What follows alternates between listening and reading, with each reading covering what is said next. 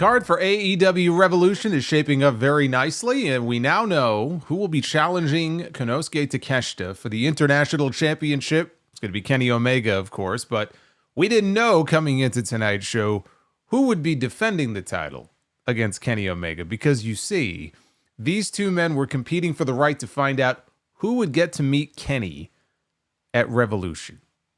And if that feels ass backwards, it's because it is. But the card for Revolution, like I said, shaping up very nicely. And if you came into the show tonight thinking that Orange Cassidy might just be able to pull it off, and Orange Cassidy might be able to punch his ticket to Revolution and challenge Kenny Omega, well, you're an idiot.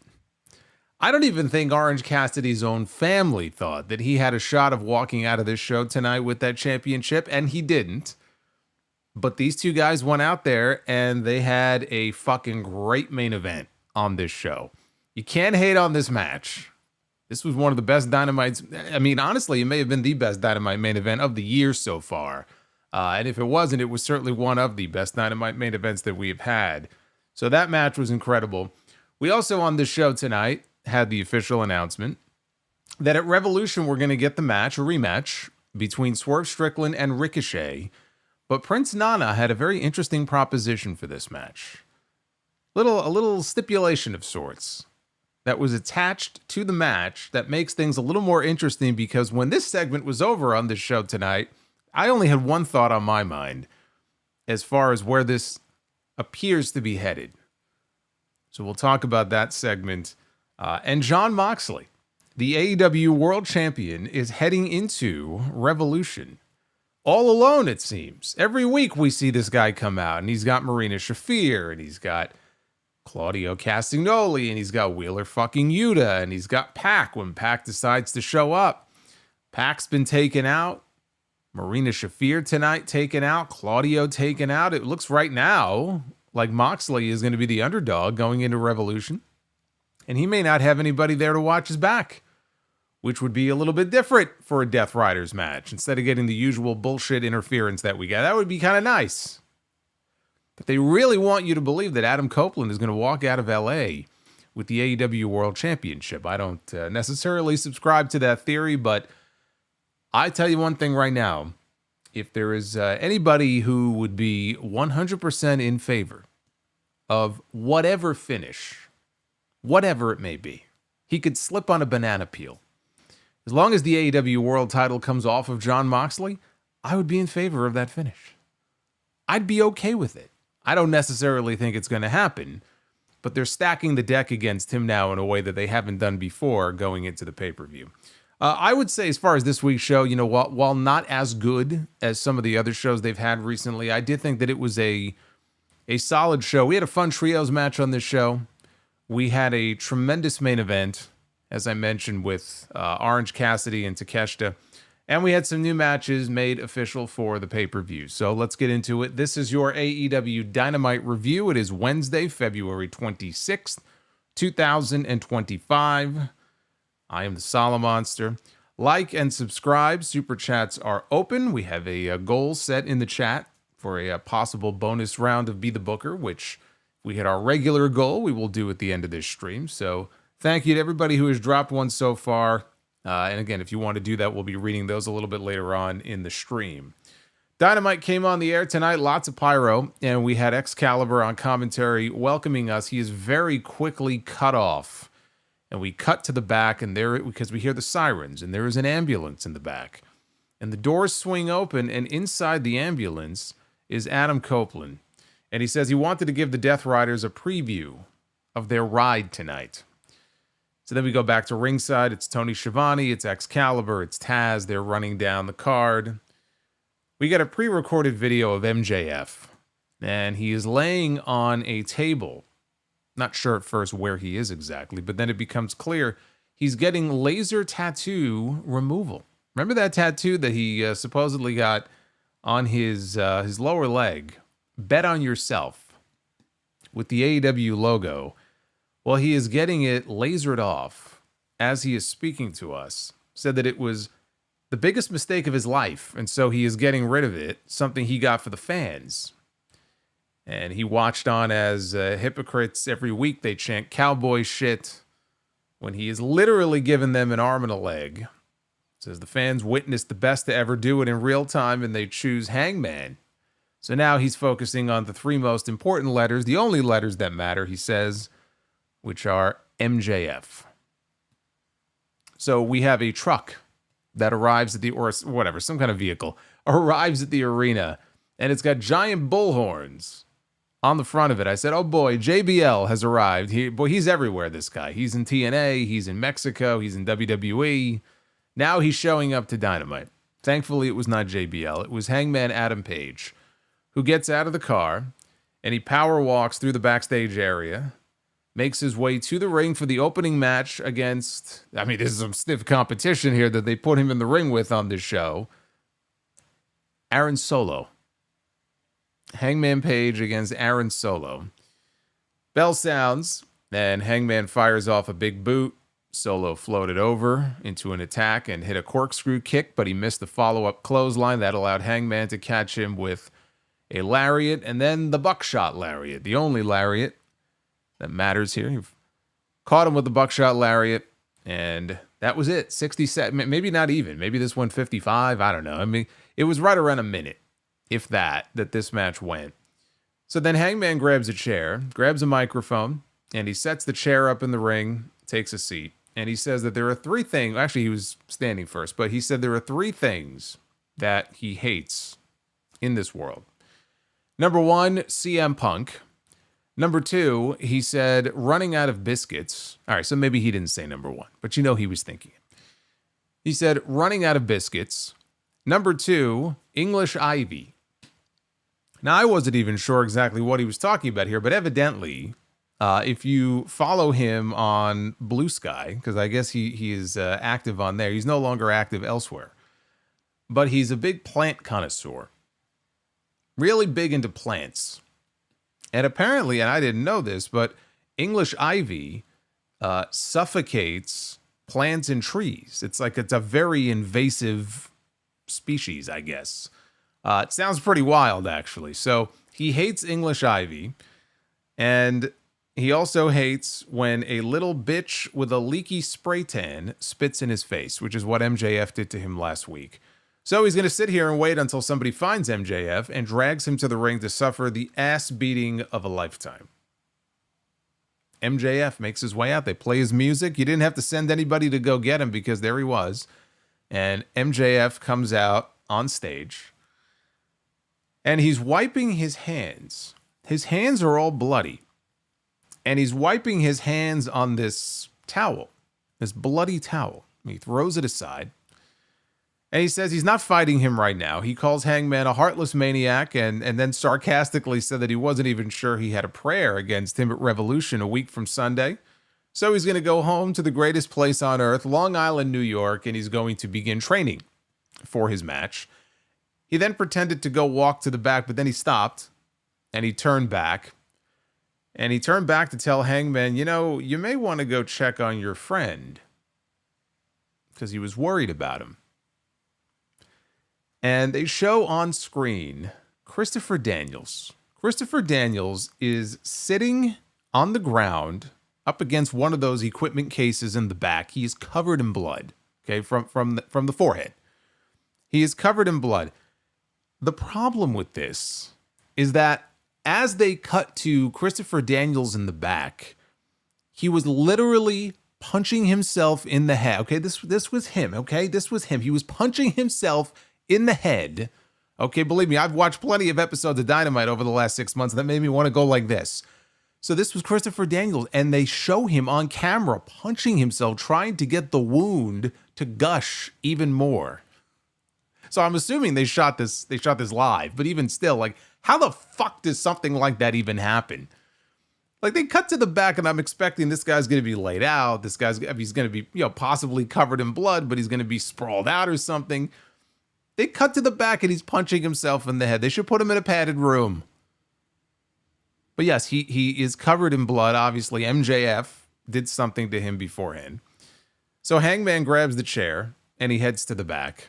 And he's searching for MJF, but also he's searching for Christopher Daniels. And so as if that wasn't bad enough, Okay, as if the moment that I just described to you wasn't funny enough and honestly embarrassing enough. He finds Christopher Daniels, who is still sitting in the same position that he was in. He's sitting there covered in blood. Nobody is around him. And Hangman goes over to him and kneels down, and then he looks at someone off camera and says, "Help him." And two medical technicians rush into, like immediately, they rush into camera view with a towel to assist Christopher Daniels. So we are led to believe that the entire time that he was sitting back there punching himself, but sitting there bleeding, possibly to death, nobody bothered to come over and help this man. You had two medics standing right there. What were they doing? Were they just staring at him, hoping that the bleeding would stop on its own? Like, Hangman's looking up like, would you fucking help this guy? And here they are. They rush over and they help Christopher Daniels. I have no words. I have no words to explain any of this. It was completely ridiculous. Completely ridiculous. But that was how the segment went. That whole thing was fucking stupid. Okay, the part that I just described, that and him punching himself in the head were, I mean, seriously, that was amateur hour bullshit. As far as the angle itself, you know, the squash match and then what MJF did to Daniels, like the idea of what they were going for here, I thought that was fine. The angle was fine, but my goodness. I'm looking forward to the match. I mean, that's probably the match I'm most looking forward to, honestly, on the pay-per-view. Well, that and the cage match. Actually, there's a lot of matches on that card I'm looking forward to, but this is one of them. But yeah, that was, some of that stuff here was not good. So in the arena, they have the Callis family. They're shown up in one of the luxury boxes. Don Callis, he put a bounty on the head of Will Ospreay, who will face the bounty hunter, Bryan Keith, here tonight on this show. We got highlights of Chris Jericho successfully defending his Ring of Honor World Championship against Bandito. I did not see that match yet. I was told that apparently it was one of the better Chris Jericho matches in a very long time, which doesn't surprise me because it's Bandito. And Bandito is fucking awesome. But Chris Jericho was successful in retaining his title. I don't know if that means that that is the end of Bandito's quest for the ROH title, or if they did the finish in a way to necessitate a rematch. Again, I haven't seen it yet, but Jericho now is there live, backstage. Renee is right outside of his locker room to interview him, and she congratulates him on a successful defense. Jericho said that he knows she's there because of how poorly she treated him. She's feeling badly about the way that she treated him in their segment last week. And she questions how Jericho got involved in this whole Will Ospreay situation. So at that point, Don Callis walks out of Jericho's dressing room, has Mark Davis with him, and he calls Ospreay a degenerate piece of garbage. And Callis said that Jericho assured him that he has a solution to his Will Ospreay problem. And Jericho has a bounty hunter at his disposal, and said that Bryan Keith has what it takes to be a champion in AEW, and he has what it takes to beat Will Ospreay. Well, we shall see, because up next it was Will Ospreay one-on-one with the bounty hunter, Bryan Keith.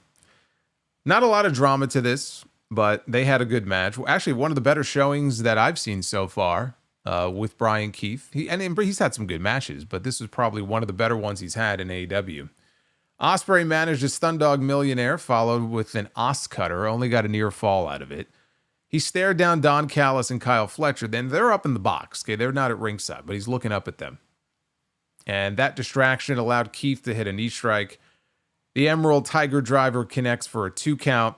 Keith went for it again. Ospreay, though, rolled through into a Styles Clash and connected with a Hidden Blade for the 1-2 combo, and that was enough to give Will Ospreay the win here in this match. Now, when it was over, Callis and Fletcher, they dared Ospreay to come meet them upstairs, and Ospreay's like, okay. So he leaves the ring. Everybody starts cheering, gets into the crowd. Kyle Fletcher comes down. He meets him halfway.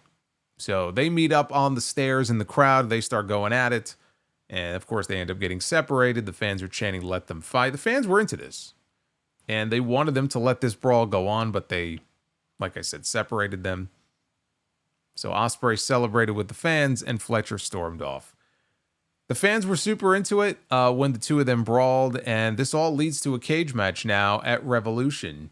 And it's all a matter of, which direction do you think they should go with this? Because Will Ospreay is somebody who should be built up for bigger and better things. Kyle Fletcher is someone who I think they have largely handled very well so far. I think they've created a star in Kyle Fletcher. How big his star can shine remains to be seen. A lot of it depends on how Tony Khan continues to book him, here in 2025, and, ultimately where he ends up in the future. But they've done well, right? Not perfect. You could go back to the Continental Classic and say that maybe he should have gone further than he did. But I think by and large, they've done well by Kyle Fletcher. And so would he benefit from beating Will Ospreay in a cage match on a pay-per-view? Yeah, of course he would. Is it the right move to make, though? Right? They're coming into this one win apiece. Ospreay is the bigger star of the two. So there's an argument to be made. Ospreay should go over. Fletcher can go out there and have the match of a lifetime. But Ospreay should win. On the other hand, this would be the biggest win of Kyle Fletcher's career. If he goes out there, and he's going to do something, there's going to be some kind of crazy stunt, at least one, from probably both these guys, but at least Fletcher. Now, he's going to want to go out there and leave it all on the line. If he goes out there and he has the performance of a lifetime and these two guys tear the house down, but he loses, I don't think Kyle Fletcher loses anything in defeat if it's done the right way. So I don't want to, get into predictions. Yeah, that'll be for next week, but very interesting because you can make an argument for either of these men, honestly, coming out with a win in that cage match. They aired a Momo Watanabe highlight video showing her time in Stardom, as well as her winning the International 4-Way back at Wrestle Dynasty at the beginning of this year. By virtue of that win, of course, she earned the right to challenge for whatever championship she wants to challenge for in any promotion. And she has made her choice. Her choice is the TBS title. Hey, Momo and Takeshita would probably be a good match too. The TBS title is her choice. She's made that very clear recently. She wants to wrestle Mercedes Mone. So speaking of which, we see Mercedes Mone live backstage, coming out of her locker room, and she has all of her belts. And she said that Momo made a big mistake choosing her. And she was asking if Momo would even show up tonight, when all of a sudden Billy Starks walks into the shot from Ring of Honor. Ring of Honor's Billy Starks is on Dynamite as Athena weeps. So Mercedes called her a kid, and then she had a drink in her hand. It might have been water. Slapped the drink out of her hand. Starks asks who the hell she thinks she is, and Mercedes starts to run down all of her nicknames until Billy says, "You forgot one. Narcissistic bitch." So she reintroduced herself and said that Mercedes should watch her back. And she said this because Momo Watanabe is all of a sudden behind Mercedes and she has a baseball bat. And Mercedes does not know this. So Mercedes turns around and she ducks out of the way in the nick of time from a baseball bat shot. And Mercedes disappears. She dropped her TBS title, though, as she fled. So Momo picked up the belt and said, "Bye-bye, Monet Train," at Revolution. So Billy Starks can appear on AEW television, but Athena remains in witness protection. Seems a little unfair to me. But that's the way it appears it's going to be, unless with Billy Starks appearing on AEW TV, maybe this will lead to an Athena appearance, right? Yeah. And one day pigs will fly, right? We can list out all the things that will never, ever happen. I don't get it. I really don't. I'll never understand it. We had the Outrunners against the Murder Machines, Lance Archer and Brian Cage. Before the match, we saw some footage. This was actually pretty cool, of the Outrunners making Sports Center when they made a pregame pep talk to the Omaha men's basketball team. And Excalibur said, and I believe this is a shoot, he said that he had to thank Taz for waking him up at 1 o'clock in the morning to let him know, hey, the Outrunners are on Sports Center. So apparently that was something that they were all celebrating. So the Murder Machines took control heading into the break. They come back. Fans are chanting for Truth Magnum. Cage tagged in, but missed a bunch of charges, and that allowed Magnum to hit a jawbreaker, and he sidesteps Archer and he makes the hot tag to Turbo Floyd, who ran wild. Archer flattened Floyd with a boot. Cage dropped Magnum with a DVD. Cage and Archer, they wanted the powerbomb chokeslam combo, but Magnum was able to save his partner. Cage and Magnum, they fought on the outside. Archer wanted a blackout in the ring, and we hear the Hurt Syndicate's theme song.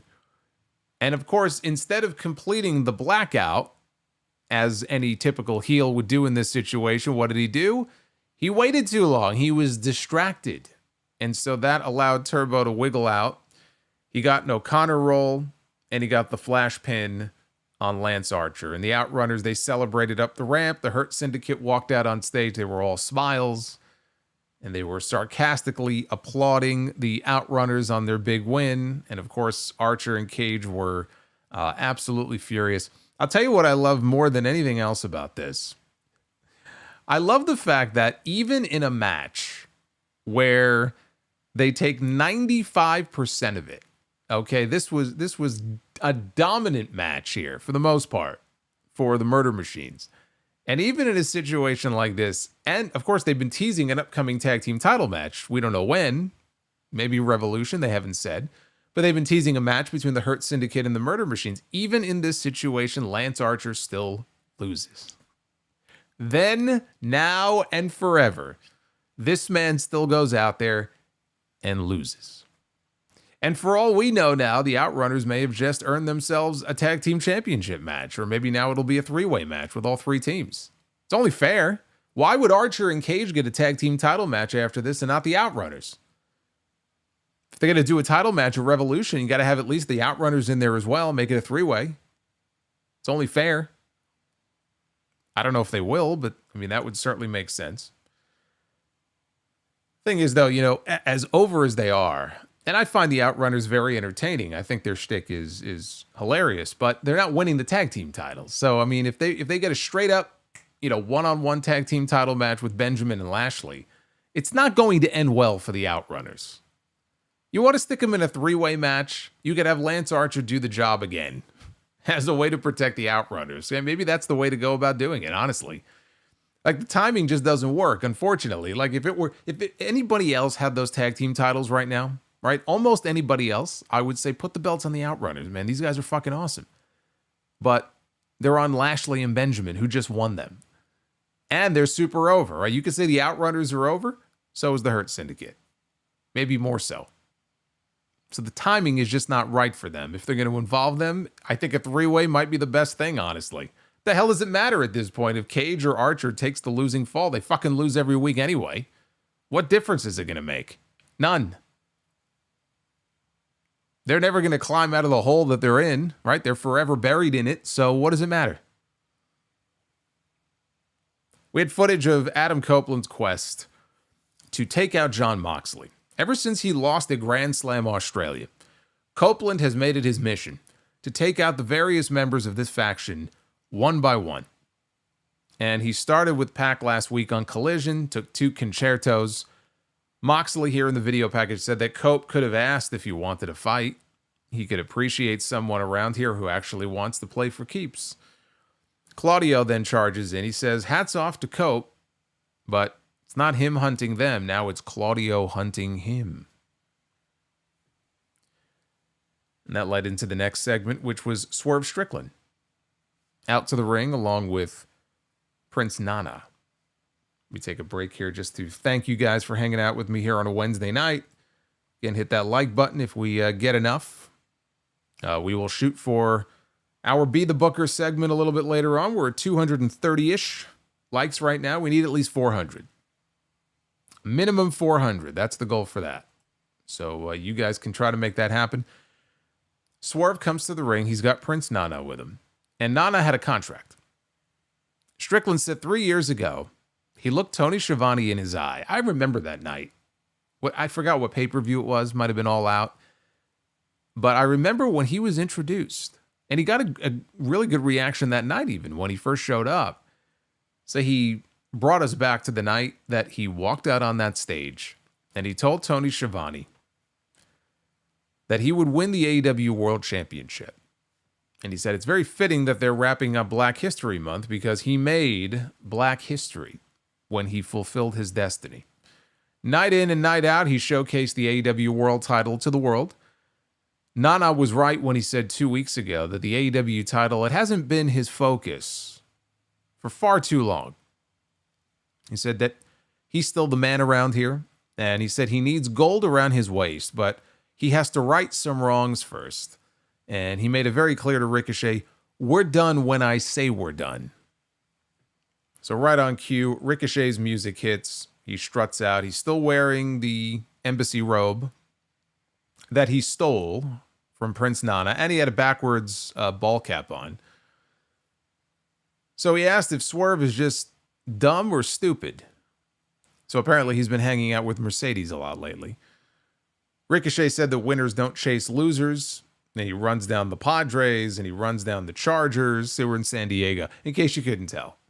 So he ran the two teams down. He got great heat for that. He was getting great heat the moment he walked out. I don't want to make it seem like he was only getting good heat because he was heeling on the sports teams, which every heel does.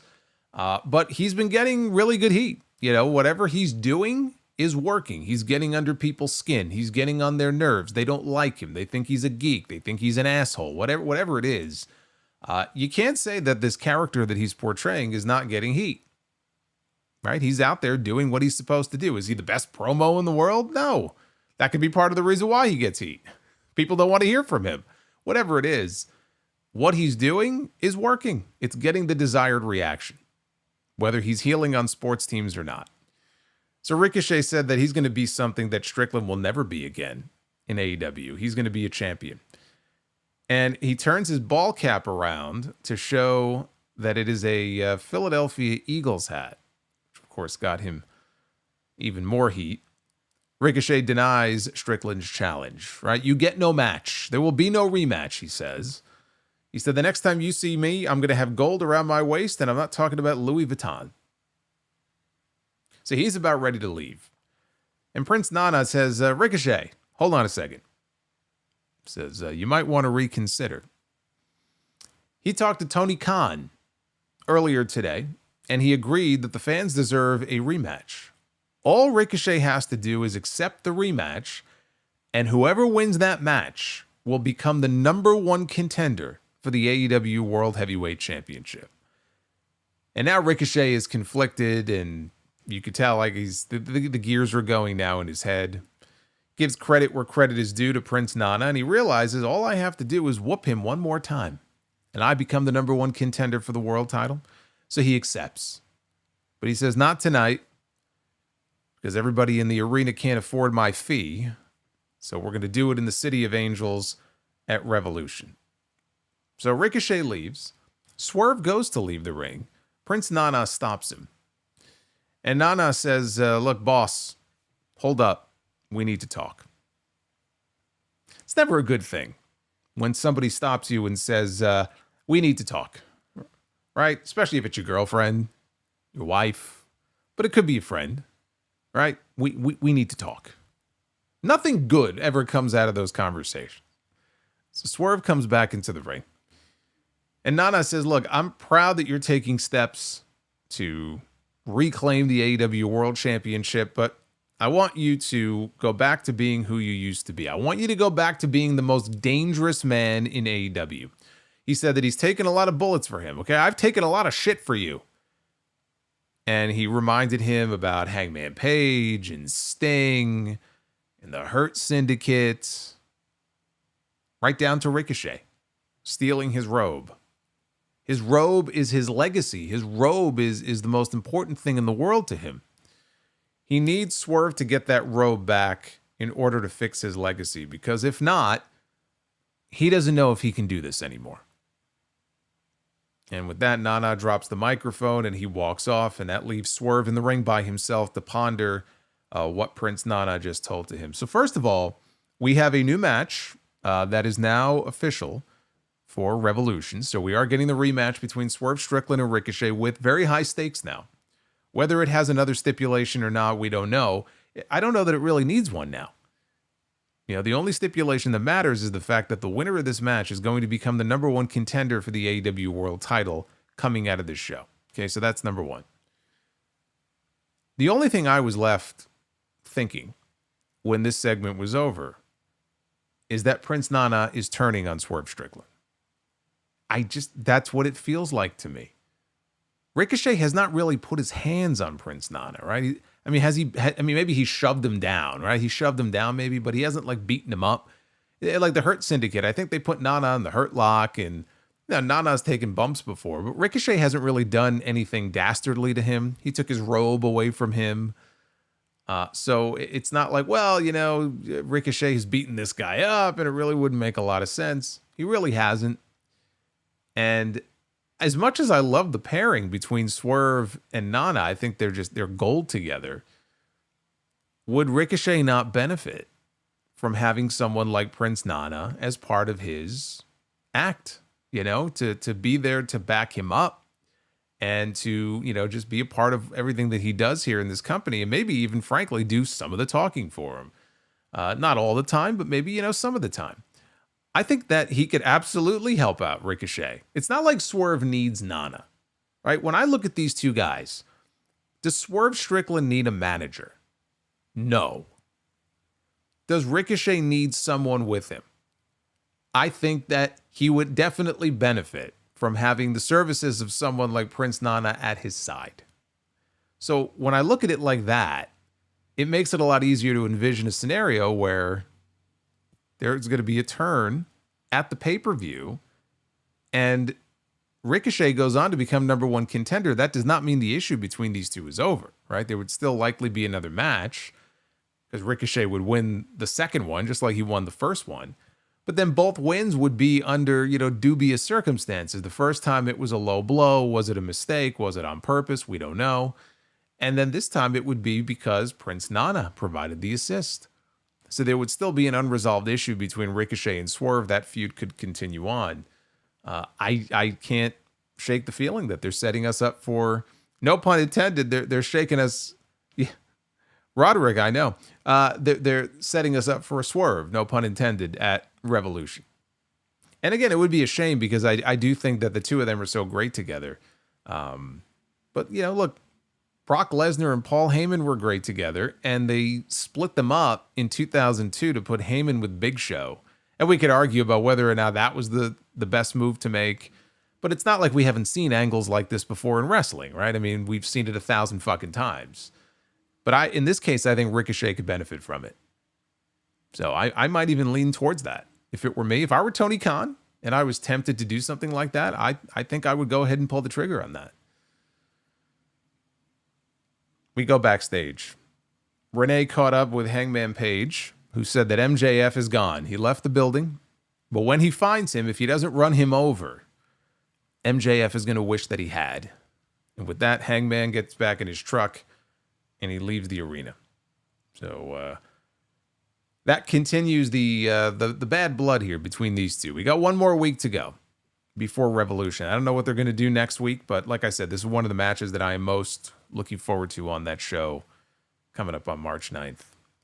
We had a trios match up next. It was Adam Cole, Roderick Strong, and Kyle O'Reilly representing the Undisputed Kingdom, taking on the team of Daniel Garcia, the TNT champion, and FTR. A lot of fast-paced action, some creative spots here in this match. All six men, they started brawling out on the floor at one point. They had shotgun drop kicks, and there were super kicks, and backbreakers on barricades, and tornado DDTs off the apron. Everybody's down going into the commercial break. Back from that break, Roderick Strong is dishing out a series of backbreakers. See, it all connects here. And just as I say that, I notice over here my phone has just popped up backbreaker. Professional wrestling move where an opponent's back is forced upon a body part. Backbreaker refers to a kind of professional wrestling move which sees a wrestler dropping an opponent so that the opponent's back impacts or is bent backwards against a part of the wrestler's body, usually the knee.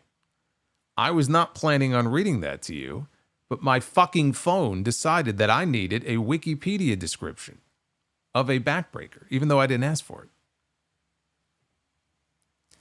So we will have to get ourselves a new phone. Kyle O'Reilly, he charges off the apron for a diving knee to Cash Wheeler. Harwood ended up surrounded, and he got blasted with a whole series of knees. Harwood, though, sent Roddy into Cole and sank in the sharpshooter on Kyle, who got the ropes. Garcia and Wheeler, they reappeared. They tried a triple sharpshooter, but we ended up getting a triple small package from the Undisputed Kingdom. And all 6 men before long were wiped out. We got another reset here. Cole and Garcia, they tagged into the match. Garcia landed a big lariat. Harwood kicked off a whole chain of submissions that tied up both members of FTR. Meanwhile, Garcia went for a pile driver. Adam Cole got a jackknife pin on Garcia, and he pinned the TNT champion. So after the match, Garcia offered a handshake. O'Reilly kicked his hand away. FTR took exception to this. They shoved them back. Cole and Garcia, they had to separate their partners.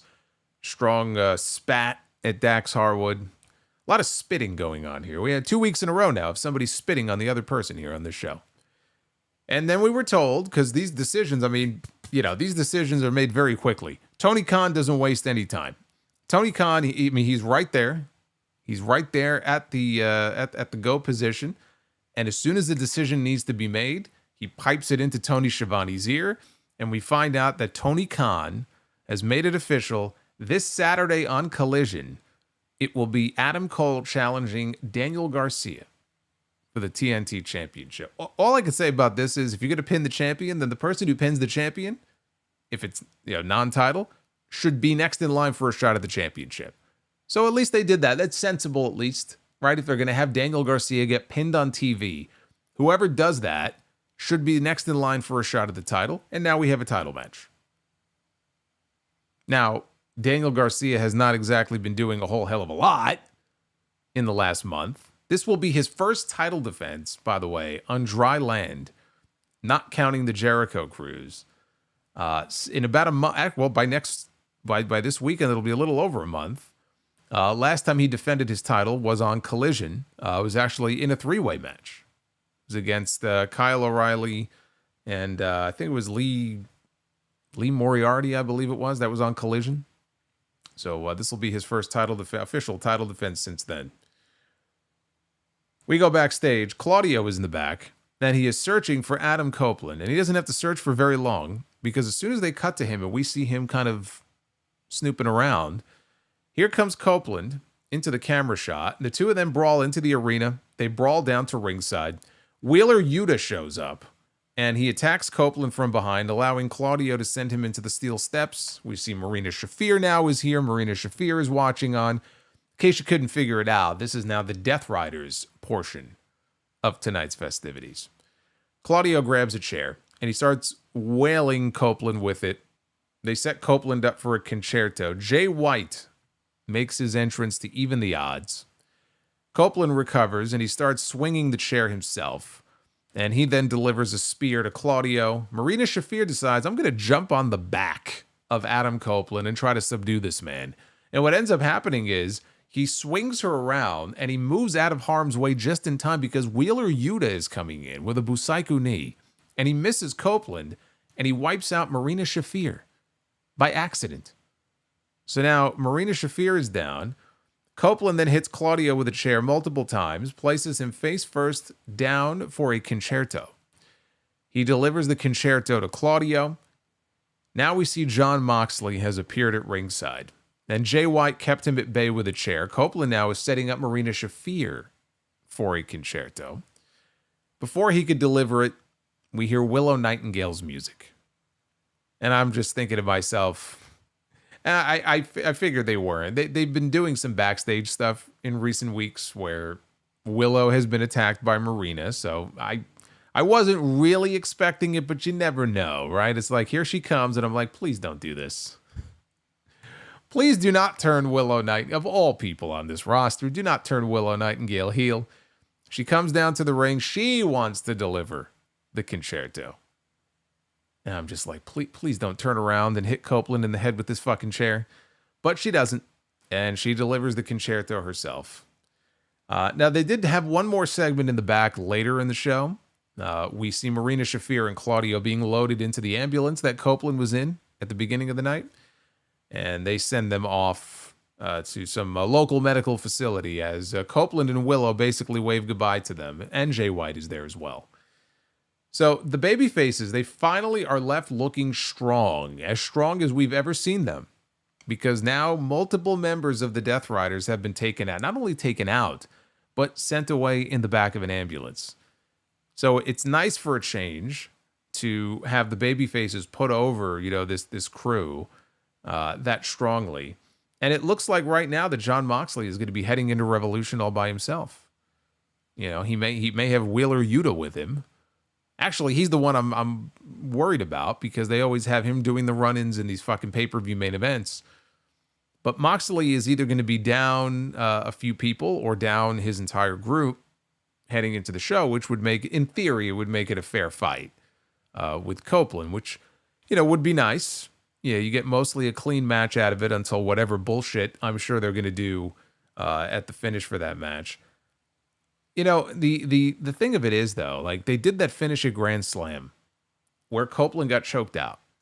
And it was very confusing to me. Like, I was not expecting that Adam Copeland would go to the pay-per-view and win the championship. And I'm still really not. But you see that finish and it makes you think, well, are they just going to have him go to Revolution and lose again? Or are they really going to pull the trigger and do a title change here? But ever since Grand Slam, Copeland has really been put into position to look as strong as they can make him look, and taking out each member one by one. So I kind of feel like it was a nice little reset to put us back to where we thought we were going to be, where they want you to think that Copeland is going to win the title and he's going to be the savior for AEW, but in the end, he, ultimately he won't be. And Christian Cage is still running around with that contract. To go back to the Ricochet and the Swerve stuff, if that's a number one contenders match, and coming out of that match, they're going to challenge for the championship. I don't know if it'll be on TV. I don't know if it'll be a Dynasty, which is that first weekend, I believe, in April. It would make more sense if, let's say, Ricochet wins, that he would challenge a babyface for the title. Ricochet against Jon Moxley is not a match that appeals to me. Probably doesn't appeal to a lot of people. So I actually think that the finish of the Swerve and the Ricochet match is going to possibly be dependent on who the champion is, coming out of this show. Christian still has that world title contract. As I sit here now, am I expecting that we're going to get Adam Copeland, AEW world champion? I'm not. Because now they've swung things the other way, where Moxley, even though he's the champion, is coming into this match as arguably as the underdog. And so they want you to really believe that, okay, now that it's going to be a fair fight, Copeland, the ball's in his court as far as winning the championship. I still think we're either looking at a straight up Moxley win or Christian is going to cash in that contract, but not after the match. It may be a situation like WrestleMania where both men are down and he comes out and cashes in his opportunity to make it a three-way, and then Moxley ends up winning. But I don't really see. I mean, yes, they could have Copeland win and have a 5-minute run. It's the same fucking thing they did with the TNT title. And then Christian immediately won it back from him. So it would be like repeating the same angle they've already done. But I do think that the outcome of this match is going to potentially dictate who goes over in that other match at Revolution. And if I'm wrong and there is no Prince Nana heel turn, you could have Swerve go over clean. And you could do Swerve and Moxley at the next pay-per-view. He could be the next opponent for him. If they're not quite ready yet to take the title off Moxley. Again, I can't stomach the thought of him holding this fucking belt until July just to get to Revolution or just to get to All In. We could be looking at that. I think that would be horrendous. But I said it earlier, man. I mean, whatever it takes. Whatever it takes to get that championship off of him as quickly as possible, I'm all for. I'm all for it. Hey, have Harley Cameron run out there and win the championship from Jon Moxley in a fluke. If we could figure out a way to make it work, I'll listen to that idea. I'm just over it. The whole Death Riders, I'm over it. I'm over it. So I'm all ears. Speaking of Harley Cameron, She was up next. One-on-one against Deonna Purrazzo. Good to see Harley in an actual match here on Dynamite. Taya Valkyrie was shown watching on backstage. Of course, Taya and Deonna, part of their little group, Vendetta. I'm starting to think they have a vendetta with Tony Khan. It's not hard to see why. So she was watching backstage. Deonna wanted her Venus de Milo move early on. Cameron rolled out. Tilt-a-whirl head scissors from Harley, followed with a neck breaker, only got her a near fall. Purrazzo missed a corner charge that allowed Harley to go up top, but she got her legs swept out. And Deonna decked her with a pump kick and then a baseball slide out to the floor, and that took us into the commercial break. When they came back, Purrazzo trapped Cameron in a tree of woe. She managed to kick her way out of it. Cameron mounted a comeback and got the crowd going as she hit a shining wizard.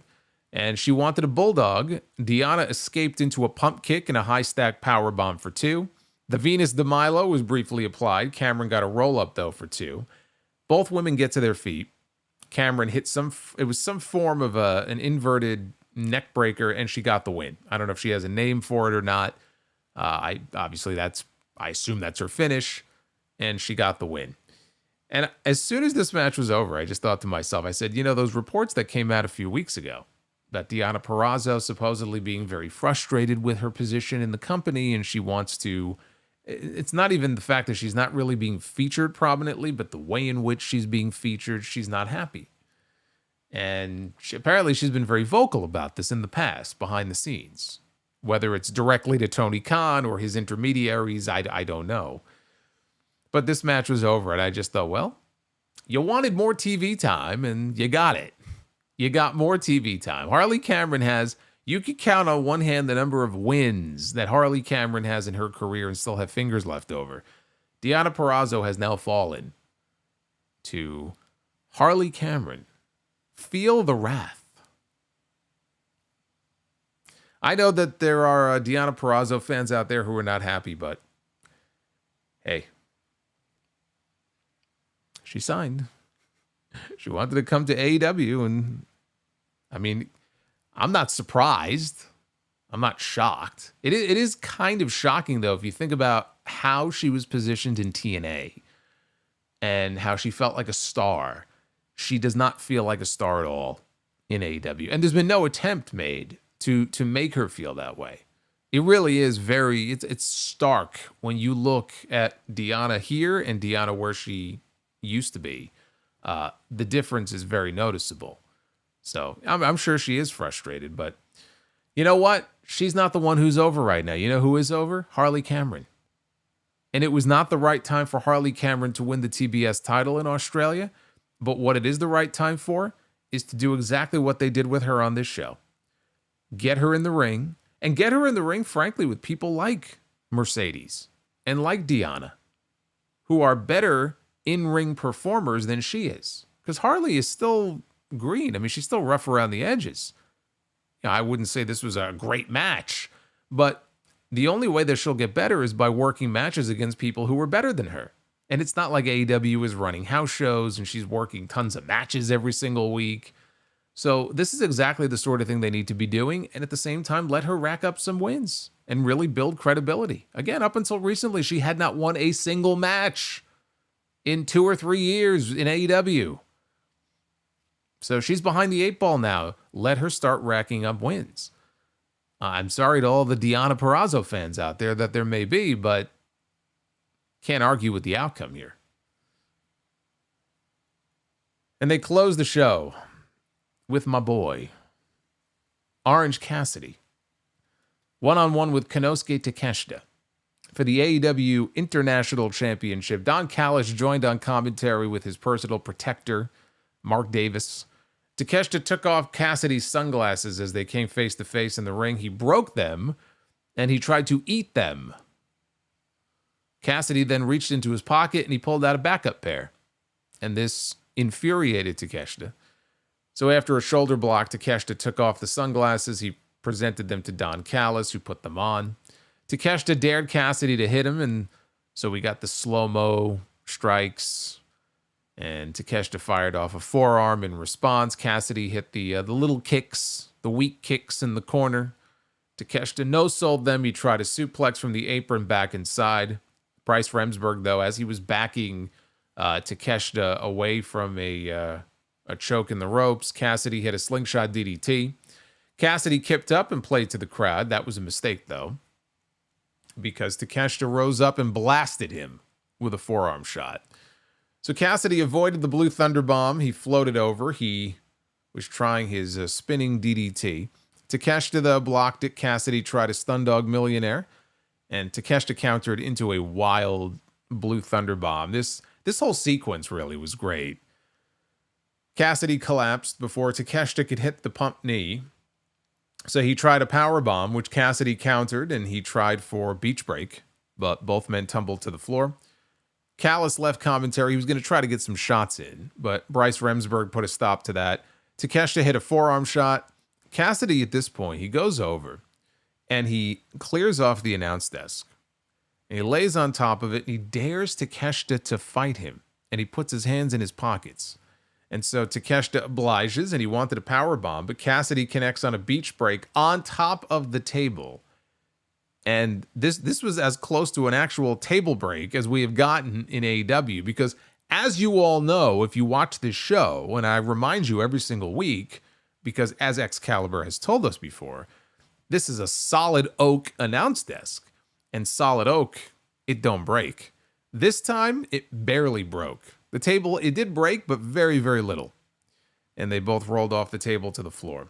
So both men barely broke the count back into the ring before 10. Takeshita rolled right into an orange punch.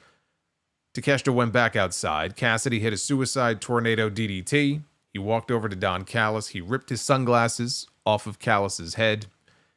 Cassidy went for a diving DDT back inside, but Takeshita absolutely blasted him out of midair with a forearm shot. And he wanted a Fire Thunder driver. Cassidy countered into a Stun Dog Millionaire. Cassidy looked for the home run orange punch to put him away. Takeshita, though, cut him off one last time. This time hit the Raging Fire, and he pins Orange Cassidy to retain the International Championship. One of the best Dynamite main events all year, if not the best Dynamite main event that we have seen so far here in 2025. And they went off the air with Takeshita and Don Callis celebrating in the ring. No Kenny Omega. They are saving his comments, we were told, for Collision. And we do have one more Dynamite before Revolution. It was not really necessary for him to be on the show, because what would he have done? It would have been a pull apart. Is he going to walk out on stage and go bang, bang? You know, it's smart to save him for Collision, and for the people who want to tune in to see Kenny Omega, you have to watch Collision. Otherwise, you wait until the go-home show next week. So they went off the air with Takeshita standing tall, but it is now official. The International Champion, ladies and gentlemen, the International Champion has earned the right to challenge Kenny Omega at Revolution. Ass backwards, you bet. Very much so. But it's the match that ultimately, it doesn't matter, because it was all going to end up in the same place anyway. Even if they made Kenny fight for it, it was always going to be Omega and Takeshita. And that is the match that we are now going to get at Revolution. It's going to be a great fucking match. So I'm looking forward to that.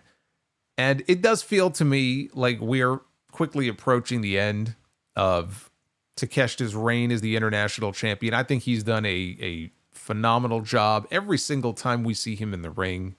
It doesn't matter who it's against. It doesn't matter if it's a singles match. It doesn't matter if it's a tag team match or a trios match. He is one of the best in-ring performers in the entire business, and has been for a while. But in the entire world right now is Konosuke Takeshita. And no matter what happens at Revolution, I mean, he's been on a hell of a run. This guy has like 3 or 4 different contracts right now. He's got contracts with AEW. He's got contracts with New Japan. He's got contracts with DDT. He's defending his never open weight title in his CMLL debut this Friday down in Mexico. This guy's all over the place. He truly is an international champion, whether he has this belt or not. And I think it's great. I think it's fantastic. Maple Leaf Pro, right? He was in the main event both nights when Scott D'Amore ran his first shows last October. He's everywhere. We need to see more of him. That's a good thing. because he really is. He is one of the best in the world right now. And I hope that when he does lose this championship, let's say he loses it at Revolution, that, you know, they have something for him to do instead of just being in the background with the Callis family. Offhand, I don't know what that would be. I don't think he's going to transition immediately into a TNT title run, although there could be one in his future. But whatever it is, hopefully that, you know, Tony Khan knows enough what he has in this man, and they will come up with something meaningful for him to do. The Christopher Daniels stuff that we saw at the beginning of the show, that was embarrassing. Honestly, there was no reason for that to play out in the way that it did. So that was embarrassing. But I thought that on the whole, this was a solid episode. Like I said at the beginning, we had a fun trios match. We had an excellent main event. And we got some new matches made for the pay-per-view. So overall, I enjoyed the show. Let's take a look at the Twitter poll. There you go. What did you think of AEW Dynamite for February 26th? 50% thumbs up, 50.3% thumbs up, 49.7% thumbs down. We almost have a dead heat here. So, yeah, this is the worst poll rating that we have had for Dynamite in several weeks. Still above 50%, although barely. So you can cast your vote on X at Solomonster. That is where you can go to vote if you would like to do so. I'll tell you what I would like to do. I'd like to read your super chats right now. And welcome our new friend here to the channel. Welcome, buddy.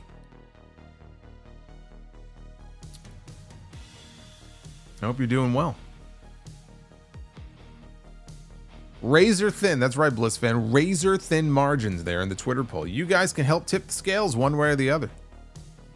You can go vote right now. Let's take a look at your messages. We are currently, by the way, at 330 likes, so we are short of the goal for Be the Booker. So at this moment, it's not looking good. So you guys, I am the learning tree. Speaking of not looking good, Thanks, guys. it's the learning tree. Learning tree never looks good.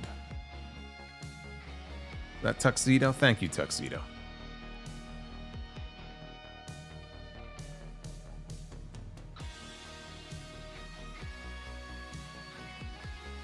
Honey deep fried chicken. Starting us out here. Says, I have a funny idea for Elimination Chamber.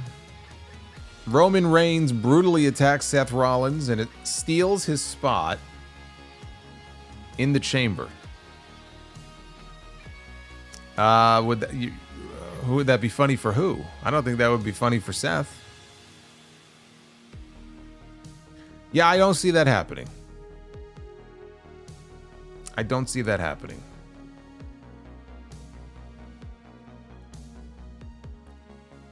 Rock Hawk. Just like Johnny Cage said to Goro, Orange wanted to say to Takeshita, those were $500 sunglasses, asshole. He did. He broke them and he put the pieces in his mouth and he tried to swallow it. And he dropped another $10 super chat towards a round of Be the Booker. Look, I hope we hit it. We're falling short so far, but thank you. Thank you, brother.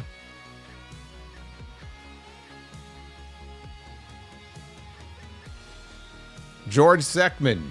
Omos needs to leave WWE and join AEW and win all the belts just to show Tonga Loa how it's done.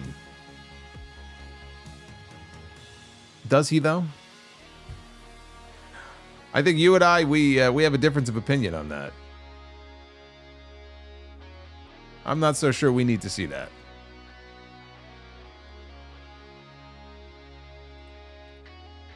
Dev to Dust has a buy or sell. Which is the better New York arena, Madison Square Garden or the Nassau Veterans Memorial Coliseum? Madison Square Garden. You get a better crowd there, too. Usually louder. I've been to both many, many times, going back to when I was a kid. But I'm going to go with the Garden. It's the Garden, man. Come on. It's MSG.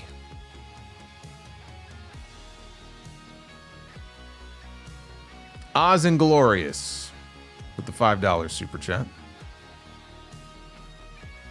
Dear Tony Khan, I will gladly pay $49.99 a month to not see Daniel Garcia or Wheeler Yuta on my TV ever again. Stop fucking torturing us with your Make-A-Wish kids.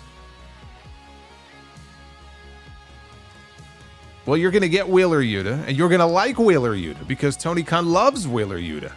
In fact, you're probably going to see him in the main event at the next pay-per-view. I'm sure he'll be there. So get ready.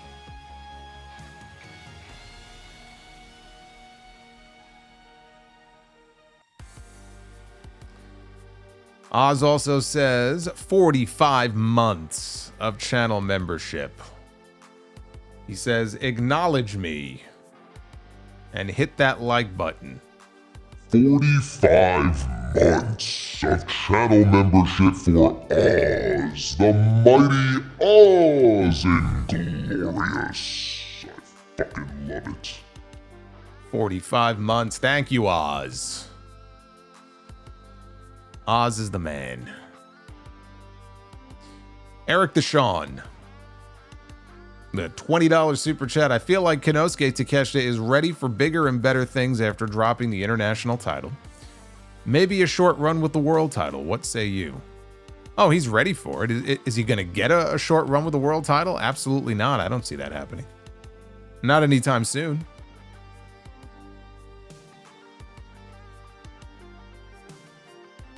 Jerome Eugenio, in your opinion, who has the best theme music in AEW? At the moment, I really wish that Jon Moxley, honestly, would go back to his original AEW theme.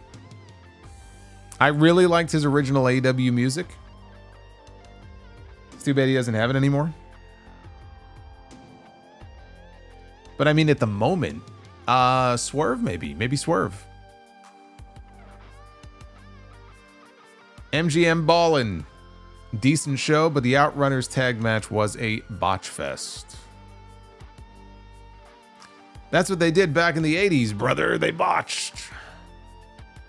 People didn't worry so much about the botches, dude.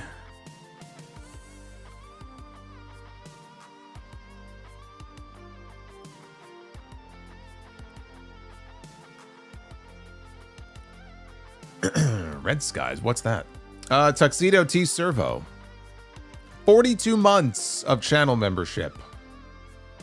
Sheeta doing almost daily video game videos, while the AEW women's division is really only Tony against Mariah. Make it make sense. I don't know why Sheeta's not doing anything at the moment. Tony and Mariah, though, is going to wrap up a Revolution. As it should. That is the right move. But why Sheeta's not doing more, I can't say. I have no idea. Ask that guy. He's hugging Mercedes there in that super chat.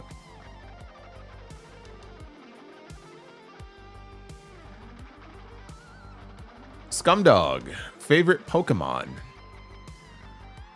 Pikachu. It's my favorite. Arabian Night.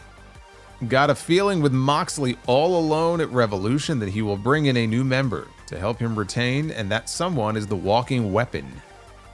Josh Alexander. You know what? I actually could see him in the Death Riders. You could be onto something there. But I still think we're going to get a Christian cash-in attempt. At least an attempt.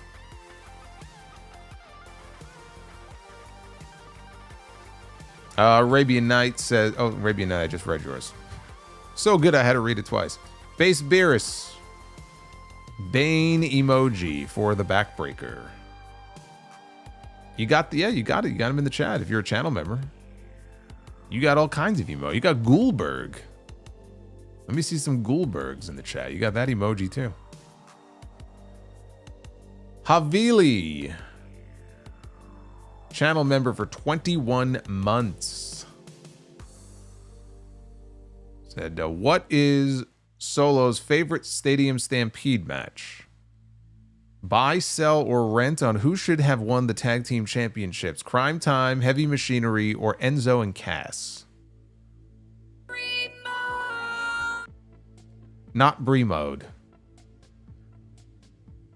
Not Bree Mode. They may come back, though, and win those women's tag team titles. That actually might happen. In fact, I think it will happen. Not that I think it will happen. I know it's going to happen. And we're going to be getting Bree Modes galore. Of the three teams that you mentioned, Enzo and Cass. They were at their peaks. They were the most over of those three. They should have had a run. They should have been much bigger than they were. Favorite Stadium Stampede match is probably the first one.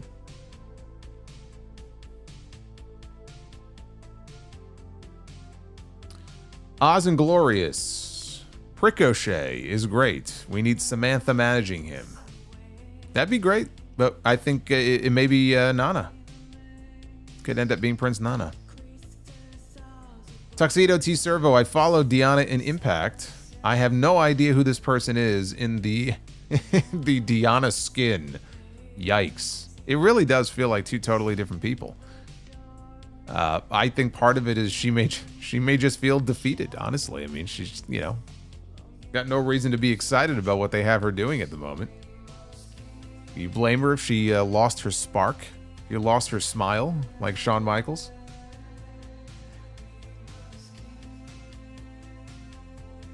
Eminem. I honestly believe that by the end of the summer, Deonna will be out of AEW and will be at the PC to attack Stephanie Vicaire. If Josh Alexander is all elite, who does he wrestle first?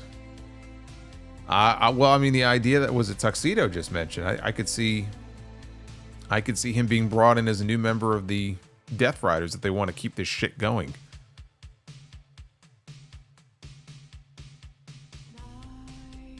Kiddo Hudson, how do you feel about Ricky Saints entrance in NXT? I personally love it. I will let you know on the podcast this weekend once I have a chance to go back and watch NXT, which I still have not had a chance to do yet. But I am going to go back and watch it. Todd Warner, thank you for the 26 months of channel membership. I appreciate you. Oz again says Takeshita has awesome Sega Genesis style music. You know what? Somebody asked me about the music before. Put him on the list too. I actually like Takeshita's music also. I know in the part that you're talking about, I know exactly what part of the music you're talking about. It does have a very video gamey feel to it. His music, I think, is great. I think Mikey Ruckus does a very good job. I wish I could say the same for what we have in WWE, but it's just unbelievable the quality drop that there has been there over these last few years. Alex says, currently dealing with a minor cold. Do you have any last-minute bold predictions for the Elimination Chamber? Potential Randy Orton return. I laid out all my Elimination Chamber predictions on the podcast on Sunday, episode 902. Bold and otherwise. They're all there for you. And we talked about it on TNT last night, but check out episode 902. They're all on there. George says, which winter month do people sleep the least? February. Oh, I know the month of February very well because it's always the shortest month. So I have certain goals I try to hit each month, certain benchmarks I try to hit each month on YouTube. And February is always the hardest. Not last year, though. Last year was my biggest February ever because of all the insanity that was going on. But you would be amazed at the difference that those 2 days that you don't get make. It makes a difference. The Colonel. Tony Khan wanted to get Starks on the program finally. Tony Khan wanted to get Starks on the program finally? Oh, Bill. Okay. He got the wrong one, though. He got Billy. He already lost Ricky. He got the wrong Starks on the show. Alex says, let's get those likes up, people. Yeah, really, where are we right now? We're not high enough. We're at 393. We're close, but I am not high enough. We got to go higher. Thank you for the reminder, Alex. Toby. Is the goal 400 or 500 likes? Tonight, it is 400. And we hit our goal. So, actually, if we get 5 more likes, we're going to do 2 rounds of Be the Booker.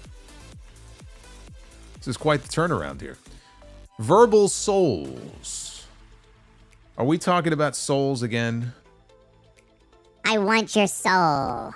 I want your soul. Give it to me. Give it to me.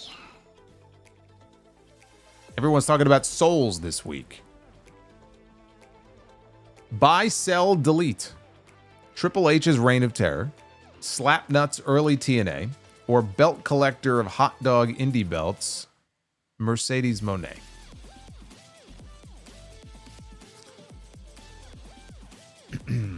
Well, I was watching the Reign of Terror, the Triple H Reign of Terror.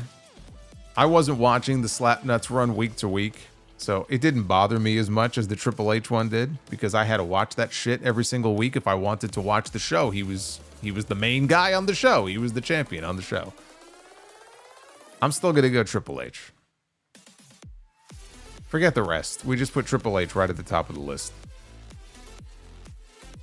That's what we can do. Eric the Sean, thank you very much for the $10 super chat. The Juliet says Karrion Kross will be wrestling at the Chris Bay Benefit Show on March 23rd. Yes, I believe that is with... Is it in Vegas? I think it's Future Stars of Wrestling. He is wrestling on that indie show. That is true. Eminem says, we want double Be the Booker. Well, we got it. We got it. So, congrats to you guys. I think we need some applause here for this. We have hit both goals.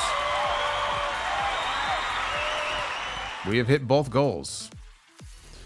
So we're going to be doing 2 rounds tonight of Be the Booker. How exciting. But we also want Athena against Mercedes at All In because it's all about the money. And rest in peace to Harriet the Spy, Michelle Trachtenberg. I did see that today. It's kind of eerie. I watched Euro Trip a few months ago. I hadn't seen that movie in years. And I just so happened to watch it. I don't remember where I even saw it, but yeah, it's very sad. Very sad. Only 39 years old. Arabian Nights, Swerve and Mox at Dynasty. Same event that Swerve won a year ago. It would make sense. That's right, he beat Samoa Joe. And BCom see clearly, should Speedball win the TNT title from Cole or Garcia? Which one? And Josh would breathe new blood into the Death Riders and John turns on Alexander. You know, I'm not going to sit here and say that's going to breathe new life into the Death Riders. It could, if they just continued to do the same thing they've been doing, and then you just have Josh Alexander running around, you know, suplexing and wrestling people. That to me doesn't make it very interesting. It's going to take a little bit more than that. But if they want to try something new, I'm all for trying something new because what they're doing now is just, you know, boring me. So that's fine with me. As far as Speedball winning the TNT title, should he win it from Garcia or Cole? Honestly, you want my honest opinion? I don't really give a shit. I don't care who it is. I can't bring myself to really care about the TNT title right now. I just don't care. If Speedball is going to win it, it doesn't really faze me whether it's from one or the other. They're both baby faces.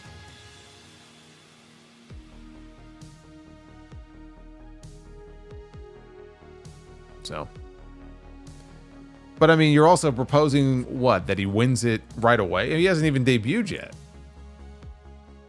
I don't think you need to rush the title onto him. Not yet. Take your time with that. All right. 2 rounds. You guys killed it. And therefore, we will begin round number 1 of Be the Booker.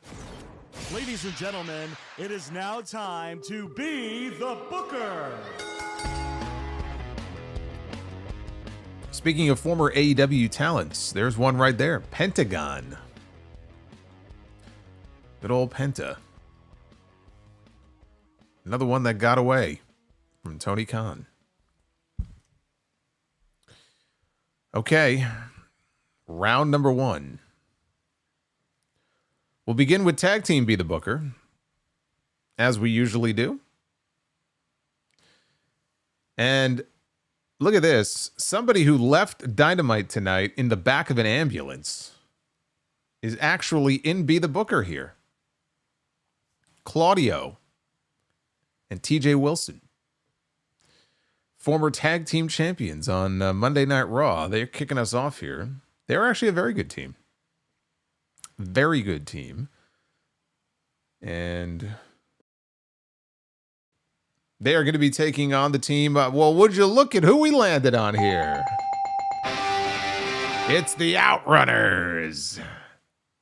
Floyd and Magnum. My God. You get a double dose of Be the Booker. You get a double dose of the Outrunners tonight. What are the fucking chances of that? And on top of that, I think the Outrunners against Claudio and TJ would have been a fucking great match. That's how you start out Be the Booker right there. We got the Outrunners on Dynamite, and we got the Outrunners and Be the Booker all in one night. They're pulling double duty. I love it. I love it. I love it when it works out that way. I think that might have been their debut. I don't remember landing on the Outrunners before. That might have been their Be the Booker debut.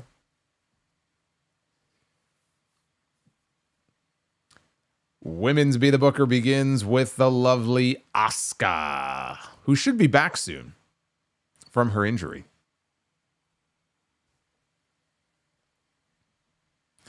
Asuka is going to go one-on-one with Rhea. Well, let me admire this photo for a second. Okay. Rhea Ripley, who for some reason is licking a skull here in this image. Rhea Ripley and Asuka. There you go. That's how you do it. That's how you book a women's match in Be the Booker. I'm just going to leave it here for a second. BCOM See Clearly, thank you for the $2. Says, I want to see the Outrunners win gold eventually. I do too. If it was anybody but the Hurt Syndicate holding on to those championships right now, I think they would have a pretty good chance.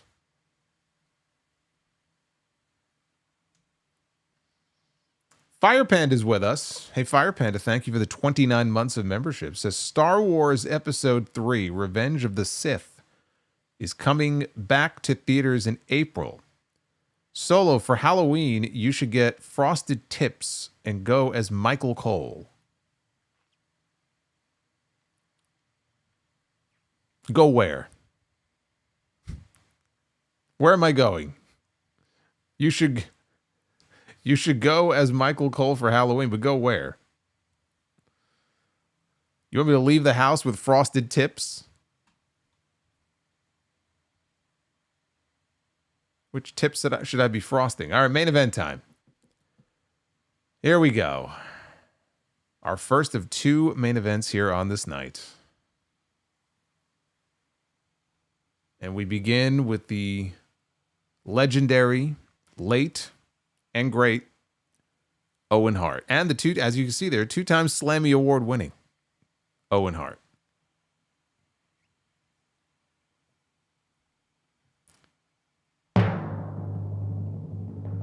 Owen Hart, one-on-one with Bandito. Oh, fuck yes. Fuck yes. Owen Hart, and what a card we just booked. TJ Wilson and Claudio against the Outrunners to get us started. Rhea Ripley against Asuka and Owen Hart against Bandito. If this isn't one of the best Be the Booker cards that I've ever booked, I got to see the others. Because that one was fucking great. We're sold out, man. We got standing room only for this card. We got no more tickets to sell. I almost don't even want to do another round. Because I know it's not going to be as good as this. But we must. We must. You guys earned it. You got a clean sweep. You got a hell of a card. And we're going to do stipulations here for round number 2. Because you hit the super chat goal. Round 2. This will be a tag team match. Actually, you know what? Fuck that. We're going to start with the women's match.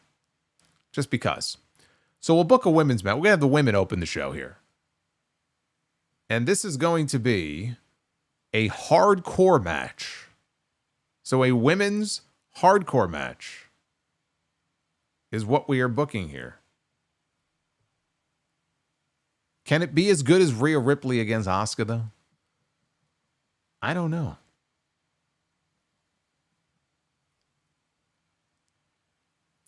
We have Gigi Dolan. Where's she been? What's she been up to?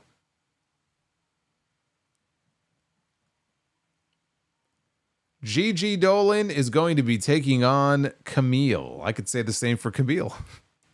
Where's she been? What's she been doing? We should have a different stipulation for this match. It should be like a missing MIA match, missing in action.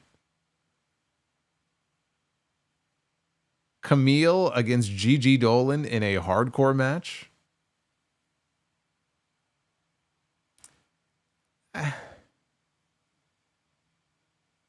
Yeah, I know she's with NXT, but has she been on NXT recently? Is my question.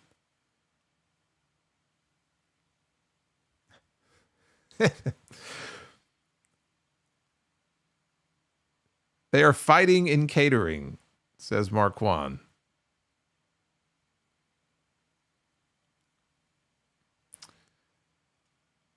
All right, I'll give it the bell. I'll give it the bell.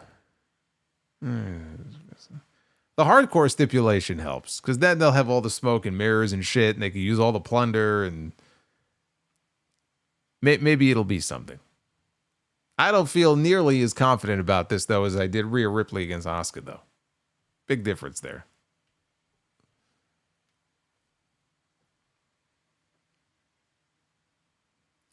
All right, tag team match. This tag team match is going to be a Yappa Pie strap match.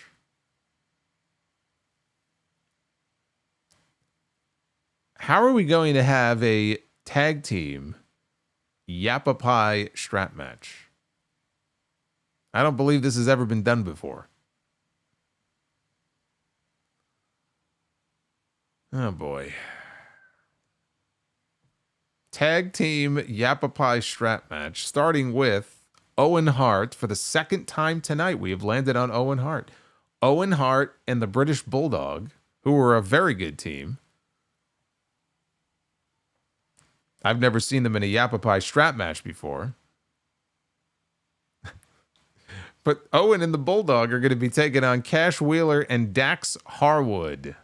FTR bald and FTR hair in a Yappa Pie strap match.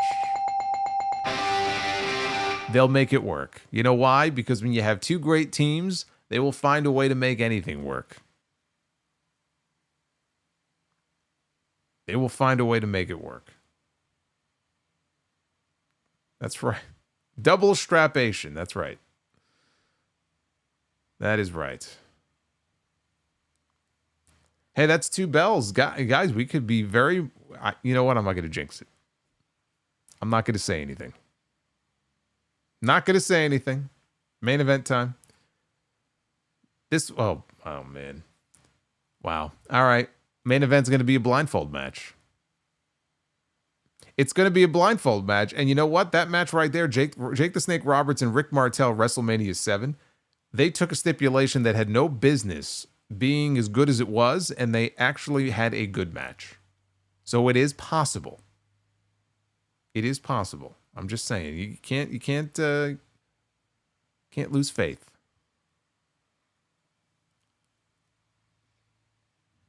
Can't lose faith. Kane. Kane already has a mask on. Now you're gonna put a blindfold over the mask. He's gonna be bumping into shit. He's not gonna know where he's going. That's horrible. It's like putting 2 bags over your head. That's like the worst stipulation for someone who wears a mask.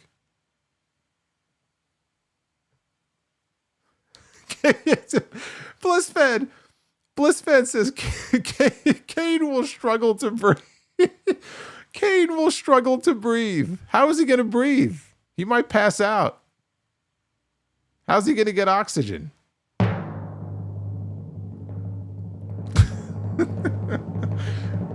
Kane is going to be taking on the Deathmatch King, Matt Cardona, in a blindfold match.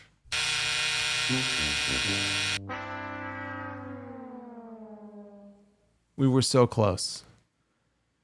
We were so close to a double sweep. I think it might have been our first one. We were this close. And we fucked it up.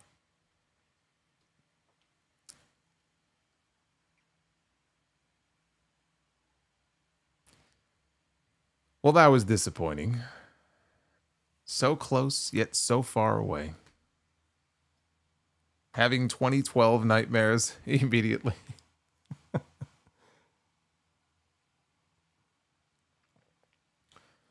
I just love when BlissFan pointed out, like, he won't be able to breathe. How are you going to put a masked man, especially with that old, that original mask? It had like a little slit for his mouth.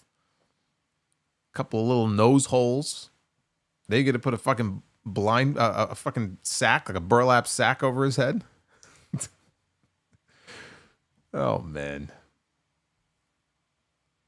I didn't jinx anything. I said nothing. I stopped short. You can't blame me. Can't blame me.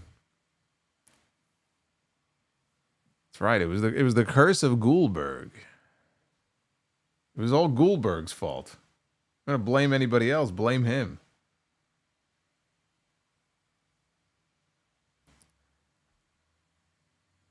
Hey, Evil Monkey Mike, welcome to the channel. Hat on a hat on a hat. That's right, Double S. Well, you know what? For the most part, though, like that first card was pretty badass. So I think on the whole, we did very well tonight. Thank you guys for hanging out with me. Pretty straightforward episode of Dynamite. Solid episode. Not as good as some of the recent shows they've done, but like I said before, we got a great main event. And they set up a couple more matches officially for Revolution. We had a fun trios match. So it wasn't all a home run this week, but there was enough good on there to save the show for me. Next time I'm going to be with you live here on the channel, and maybe, who knows, maybe if we hit the goals again, we'll get to do another double round here. But Friday night, it is the final SmackDown, the go-home show before Elimination Chamber. They're going to be live in Toronto. I will be live here on YouTube. I hope you will join me. And I'm going to be live Saturday night as well. When Elimination Chamber is over, I expect you to be back here on the channel. Set your notifications. Make sure you don't forget. Because when that show is over, I'm thinking 10:30-ish, 11 Eastern. I'll be here on YouTube. And then, of course, episode 903 this Sunday of the Solomonster Sounds Off. So be well. Stay safe. Hit that like button on your way out so we can get in the algorithm. So everybody can watch this latest installment to Be the Booker. They'll be on the edge of their seat. They'll be, what the fuck is this? They won't even know what it is. But you got to get me in the algorithm. Eminem gets the last super chat here. $5 super chat. Says, yes, Kane versus Matt Cardona in a blindfold match. If it was a wheelchair match, I could see it.